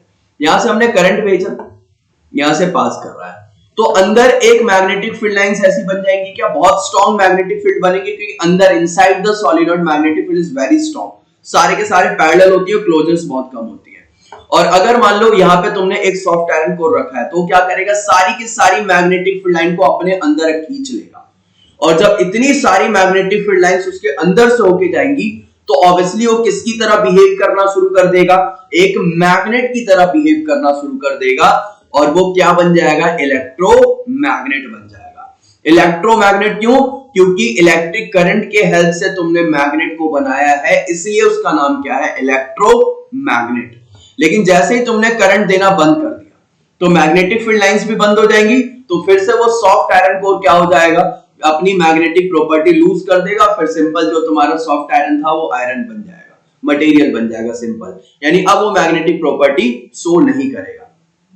यानी इलेक्ट्रोमैग्नेट मैग्नेटिक प्रॉपर्टी तभी तक शो करेगा जब तक तुम करंट देते रहोगे, क्योंकि करंट दोगे तो मैग्नेटिक फील्ड लाइन प्रोड्यूस होती रहेंगी, और मैग्नेटिक फील्ड लाइन जब तक उसके अंदर से जाती रहेंगी तो मैग्नेटिक फील्ड लाइंस को जब तक अपने अंदर अट्रैक्ट करेगा वो मैग्नेटिक प्रॉपर्टी एक्वायर करेगा, और वो किसकी तरह बिहेव करता है, मैग्नेट की तरह बिहेव करना शुरू कर देता है। इसको कहते हैं इलेक्ट्रोमैग्नेट। अब इसका यूज क्या होता है, इलेक्ट्रोमैग्नेट का यूज क्या होता है। अच्छा, यहाँ पे वो पॉइंट लिखा हुआ है जो मैंने तुम्हें समझाया कि सॉफ्ट आयरन कोर क्या होता है भाई, फेरोमैग्नेटिक होता है नेचर में, फेरोमैग्नेटिक सब्सटेंस होता है ये। और फेरोमैग्नेटिक सब्सटेंस क्या होता है, जो मैग्नेटिक फील्ड लाइंस को बहुत पसंद करे, ठीक है, दूर से बाहर से जाती हुई मैग्नेटिक फील्ड लाइन को भी खींच के अपने अंदर ले आए, उसे कहते हैं फेरोमैग्नेटिक सब्सटेंस। ठीक है, चलो हाँ, अब इलेक्ट्रोमैग्नेट का यूज क्या होता है। बेसिकली ना इलेक्ट्रोमैग्नेट का जो यूज होता है, कोई हैवी जो तुम्हारे कंटेनर वगैरह होते हैं ना पोर्ट पे बंदरगाह पे, उसको उठा के एक जगह से दूसरी जगह रखने के लिए यूज होता है। जैसे मान लो कोई इलेक्ट्रोमैग्नेट है, मतलब सॉफ्ट आयरन कोर है, सॉलिनॉइड के अंदर है, कोई भी इलेक्ट्रोमैग्नेट तुमने बना दिया वहां पे। अब इलेक्ट्रोमैग्नेट को जाके कंटेनर के ऊपर रख दो और करंट दे दो, तो करंट देते ही वो उस मैग्नेटिक प्रॉपर्टी एक्वायर कर लेगा, उस कंटेनर को अट्रैक्ट करेगा, खींच के उठा के रख देगा। फिर करंट ऑफ कर दो, ऑफ करते ही उसमें मैग्नेटिक फील्ड लाइन बंद हो जाएंगे, फिर उसकी मैग्नेटिक प्रॉपर्टी खत्म, वो फिर उसे छोड़ देगा और उसे बाहर, मतलब उसे ऊपर की तरफ उठा लो मैग्नेट को। तो इस तरीके से एक जगह से दूसरी जगह रखने के काम आता है। यानी उठाना है तो करंट दे दो, करंट देते ही वो इलेक्ट्रोमैग्नेट बन जाएगा, उस कंटेनर को अट्रैक्ट कर लेगा। अब रखना है तो करंट ऑफ कर दो, ऑफ करते ही वो मैग्नेटिक प्रॉपर्टी लूज कर देगा, तो उसका अट्रैक्शन कम हो जाएगा, तो कंटेनर को छोड़ देगा। क्लियर। तो इस तरीके से तुम्हारा सॉफ्ट आयरन कोर का यूज होता है। नेक्स्ट आगे बढ़ते हैं थोड़ा। नेक्स्ट है तुम्हारा इलेक्ट्रोमैग्नेट और परमानेंट मैग्नेट के बीच के एक छोटा सा डिफरेंस। तो देखो ये मैंने तुम्हें बताया, इलेक्ट्रोमैग्नेट तो हमने देखा है जो हम बना रहे हैं, यानी इलेक्ट्रोमैग्नेट को तुम टेम्पररी मैग्नेट भी कह सकते हो। टेम्पररी मैग्नेट क्यों, क्योंकि जब तक तुम उस सॉलिनॉइड के अंदर करंट दे रहे हो तब तक ही तो तुम्हारा सॉफ्ट आयरन कोर मैग्नेट बन रहा है भाई, मैग्नेट है नहीं वो, तुमने सॉफ्ट आयरन कोर को मैग्नेट में बदला है, वो मैग्नेट था नहीं, तो टेम्पररी मैग्नेट है। और परमानेंट मैग्नेट क्या हो गया, जैसे तुम्हारे बार मैग्नेट है, हॉर्स शू मैग्नेट है, ये सारे के सारे तुम्हारे क्या है, परमानेंट मैग्नेट, जिनकी मैग्नेटिक लाइन हमेशा ही रहती है, उनकी मैग्नेटिक प्रॉपर्टी कभी भी लूज नहीं होती। इलेक्ट्रोमैग्नेट जब तक करंट दे रहे हो तब तक वो मैग्नेटिक प्रॉपर्टी शो करेगा, करंट ऑफ तो उसका मैग्नेटिक प्रॉपर्टी भी ऑफ। तो इलेक्ट्रोमैग्नेट और परमानेंट मैग्नेट के बीच में कुछ डिफरेंस होता है। तो देखो बार मैग्नेट किससे बना होता है, स्टील से बना होता है, इसके पोल्स फिक्स होते हैं, यानी कि अगर मान लो मैंने कहा ये पोल, ये बार मैग्नेट है, इसका नॉर्थ यहाँ साउथ यहाँ, तो फिक्स ही है, नॉर्थ हमेशा इधर रहेगा, साउथ हमेशा इधर रहेगा। लेकिन इसके पोल रिवर्स कर सकते हो, कैसे, जैसे मान लो ये तुम्हारा एक सॉलिनॉइड है, तुमने करंट ऐसा दिया और इस तरीके से दिया, तो ये मान लो तुम्हारा नॉर्थ हो गया और ये साउथ हो गया। अब तुमने करंट के डायरेक्शन को रिवर्स कर दिया भाई, अब तुम्हारा जो करंट है वो इस तरीके से आ रहा है, यहाँ से बाहर जा रहा है, तो करंट के डायरेक्शन अगर रिवर्स हो गया तो पोल्स भी क्या हो गया, रिवर्स हो गया। तो इलेक्ट्रोमैग्नेट के पोल्स क्या हो सकते हैं, रिवर्स हो सकते हैं, लेकिन परमानेंट मैग्नेट के पोल्स रिवर्स नहीं हो सकते। ये क्या होता है, परमानेंट मैग्नेटिक फील्ड प्रोड्यूस करता है, और ये टेम्पररी कब तक, जब तक तुम मैग्नेटिक फील्ड दे रहे हो तब तक ही तो मैग्नेट है वो। इसका क्या होता है, स्ट्रेंथ को तुम कम ज्यादा नहीं कर सकते, फिक्स है। एक मैग्नेट की जो मैग्नेटिक फील्ड स्ट्रेंथ है वो फिक्स है, लेकिन इलेक्ट्रोमैग्नेट को कम ज्यादा कर सकते हो। कैसे? करंट बढ़ा दो, जितना ज्यादा तुम करंट दोगे उतना ज्यादा वो इलेक्ट्रोमैग्नेट स्ट्रांग होगा, उसकी स्ट्रेंथ उतनी ज्यादा बढ़ेगी। क्लियर? बार मैग्नेट यानी कि परमानेंट मैग्नेट को कोई भी इलेक्ट्रिक करंट की जरूरत नहीं है, लेकिन इलेक्ट्रोमैग्नेट को इलेक्ट्रिक करंट की जरूरत पड़ती है मैग्नेट बनने के लिए। क्लियर? तो ये कुछ बेसिक डिफरेंस है जो तुम्हें पता होना चाहिए था। चलो नेक्स्ट आते हैं, आगे बढ़ते हैं।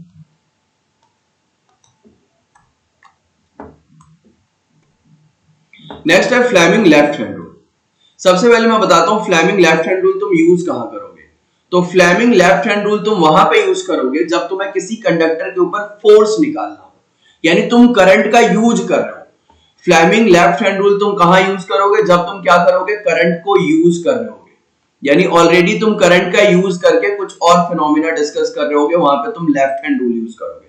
और राइट हैंड रूल तुम कहां पे यूज करोगे? जहां तुम करंट प्रोड्यूस करोगे, जहां करंट यूज हो रहा होगा, पहले ही से ही करंट आ रहा है कंडक्टर के अंदर, उसके बाद कुछ फिनोमिना डिस्कस कर रहे हो, यानी तुम वहां करंट को यूज कर रहे हो। जैसे मोटर में तुम क्या करते हो? करंट यूज करते हो, तो वहां पे क्या यूज हो रहा होगा? लेफ्ट हैंड रूल यूज होगा।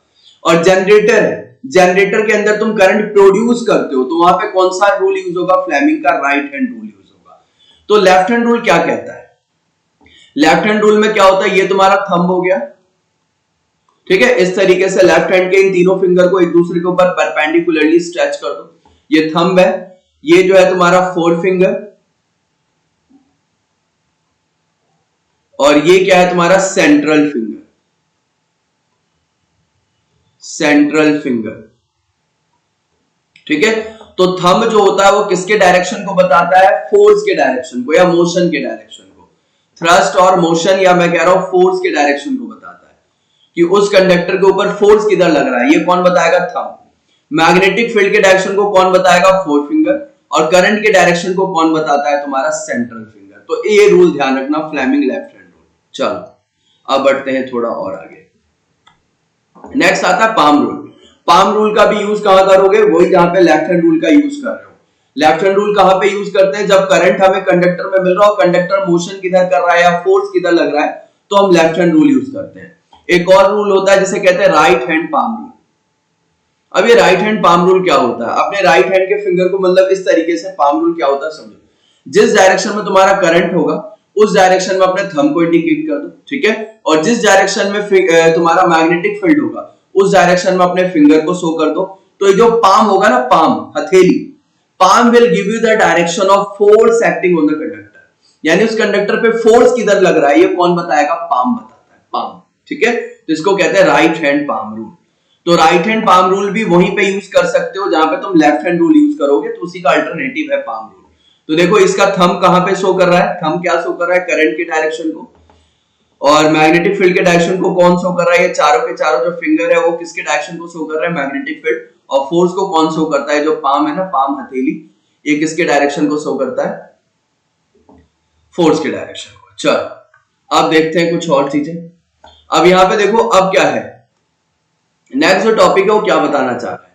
Force on a current carrying conductor placed in a magnetic field, यानी एक मैग्नेटिक फील्ड के अंदर अगर तुम एक करंट कैरिंग कंडक्टर को रखते हो ना, तो ऑब्वियसली इसके ऊपर एक फोर्स लगेगा।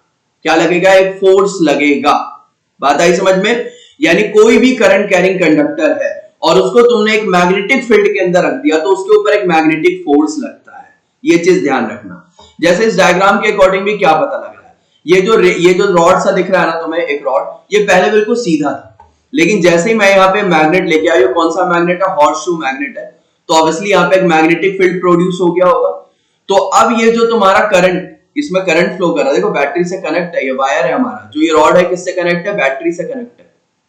तो इसमें हमारा करंट फ्लो कर रहा होगा ऐसे, इस डायरेक्शन में तुम्हारा करंट मूव कर रहा होगा, इसमें ऐसा, ठीक है।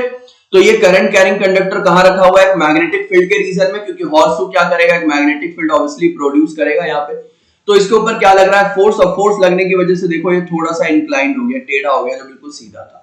तो फोर्स लगता ही लगता है। कोई भी तुम्हारे पास करंट कैरिंग कंडक्टर हो, उसको अगर तुम कहां रख दो? मैग्नेटिक फील्ड के रीजन में रख दो, तो उसके ऊपर फोर्स लगेगा। अब एक एग्जांपल के तौर पे भी समझाता हूं। मान लो मैग्नेटिक फील्ड, मैं क्रॉस से रिप्रेजेंट कर रहा हूं मैग्नेटिक फील्ड, यानी मैग्नेटिक फील्ड कहां जा रही है? अंदर की तरफ, क्लियर। और मैंने कहा मेरे पास ना एक कंडक्टर है कोई, और उस कंडक्टर के अंदर जो करंट है वो इधर फ्लो कर रहा है। करंट किधर है? इधर। तो करंट कैरिंग कंडक्टर तुमने कहां रखा है? एक मैग्नेटिक फील्ड में, तो उसके ऊपर लगेगा फोर्स, और तुमसे पूछ रहा है कि भाई वो जो फोर्स है उसकी डायरेक्शन बताओ। तो फोर्स की डायरेक्शन बताने के लिए तुम क्या करोगे? Fleming left hand rule use कर लो या पाम रूल यूज कर लो, इन दोनों से तुम बता सकते हो। तो left hand rule, left hand के तीनों फिंगर को स्ट्रेच करो। तो करंट हमें पता है ये किसके डायरेक्शन को बताता है? फोर्स की डायरेक्शन को। ये क्या बताता है? ये फील्ड के डायरेक्शन को बताता है। और मिडिल फिंगर क्या बताता है? सेंट्रल फिंगर क्या बताता है भाई? सेंट्रल फिंगर तुम्हारा बताएगा डायरेक्शन ऑफ करंट। ठीक है, तो करंट इधर है तो मैंने अपने सेंट्रल फिंगर को इधर रखा। अब मैग्नेटिक फील्ड कहां है? अंदर। तो मैग्नेटिक फील्ड अंदर है तो अंदर वाली डायरेक्शन ये शो होगी क्या? अंदर। अंदर इस तरीके से जा रही है ना, ऐसे।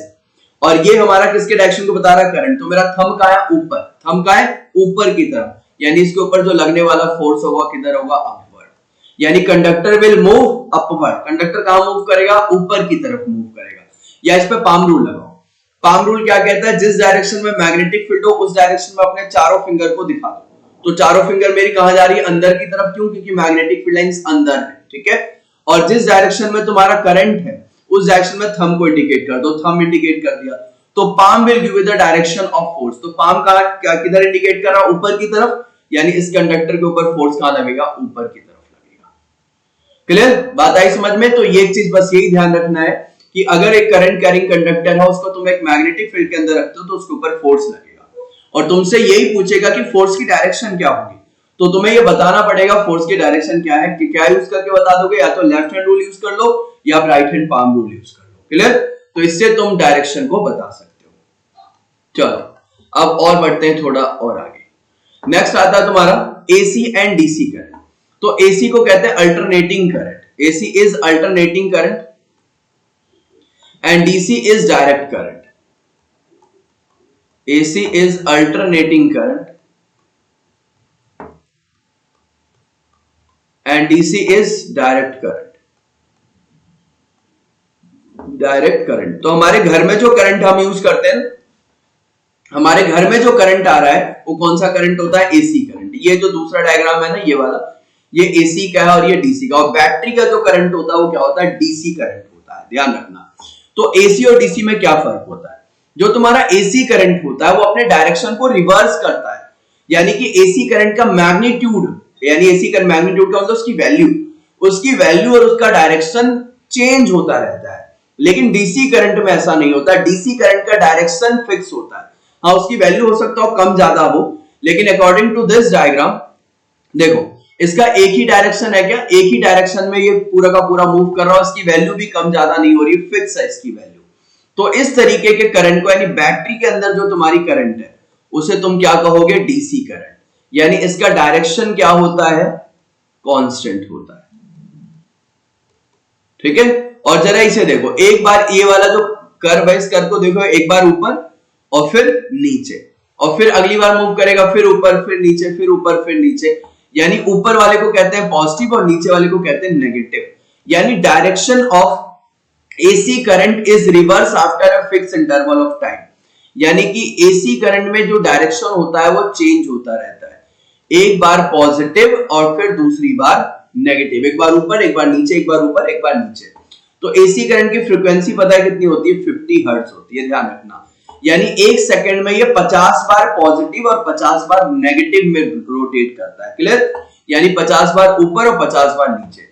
और इसकी वैल्यू भी क्या होती है? डायरेक्शन तो है, साथ के साथ इसकी वैल्यू भी कम ज्यादा कम ज्यादा कम ज्यादा होती रहती है। देखो इस वाले पॉइंट पे इसकी वैल्यू कितनी है? इतनी, फिर ये, फिर यहाँ पे ये, और फिर यहाँ पे फाइनली आके फिर से क्या हो गया? जीरो हो गया। नीचे आ गया ना, ये वाली लाइन किसको रिप्रेजेंट कर रही है? जीरो को रिप्रेजेंट कर रही है पॉइंट।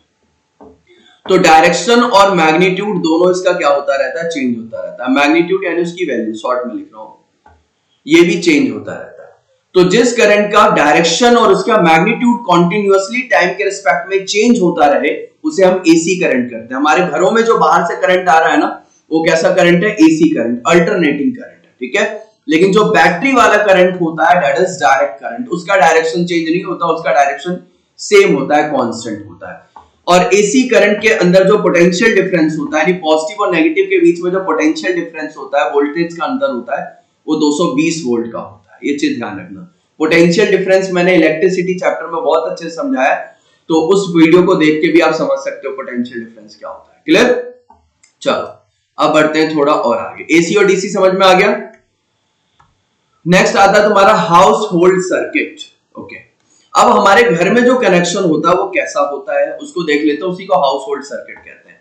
तो हमारे घर में जो कनेक्शन होता है बेसिकली उसमें दो वायर होते हैं, लाइव वायर और न्यूट्रल वायर। एक और वायर हमें यूज करना चाहिए जिसे कहते हैं अर्थ वायर। अर्थ वायर हमें शॉक से बचाता है।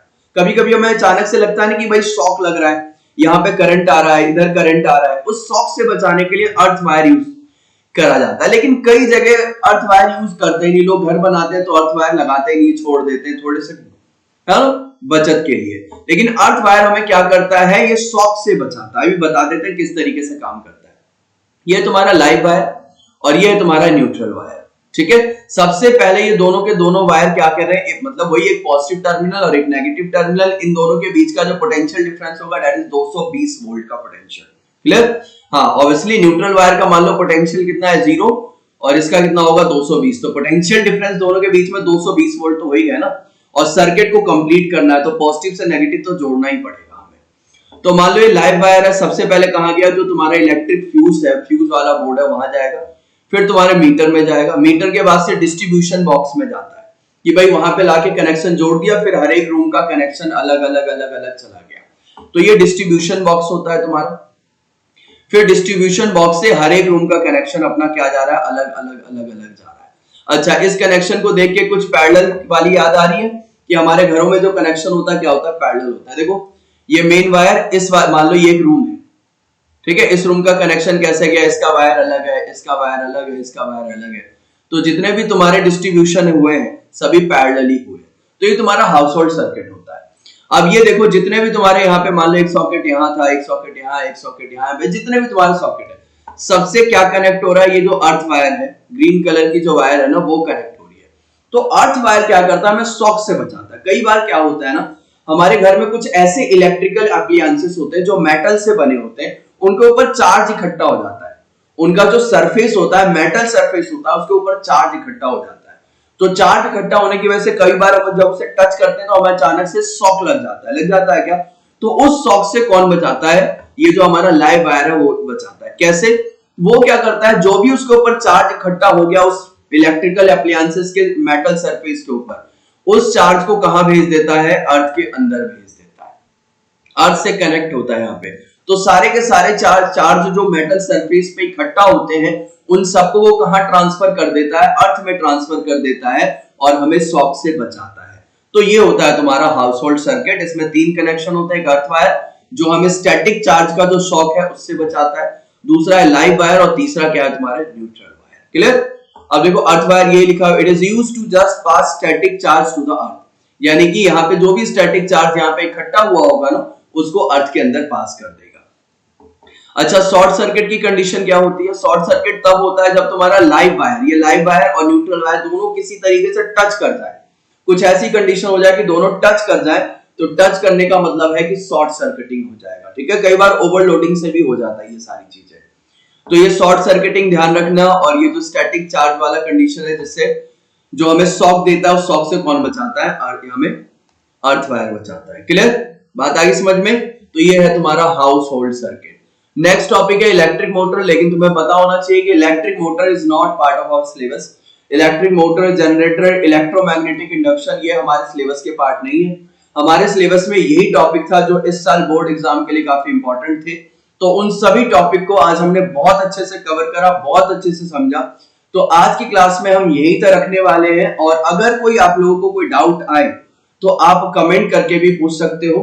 तो आज की क्लास अगर आपको इंफॉर्मेटिव लगी हो, अच्छी लगी हो और इंटरेस्टिंग लगी हो तो आपको क्या करना है, आपको चैनल को सब्सक्राइब करना है, वीडियो को लाइक करना, अपने दोस्तों के साथ इसे शेयर भी करना है। तो आज की क्लास में यहीं तक रखते हैं, तब तक के लिए बाय।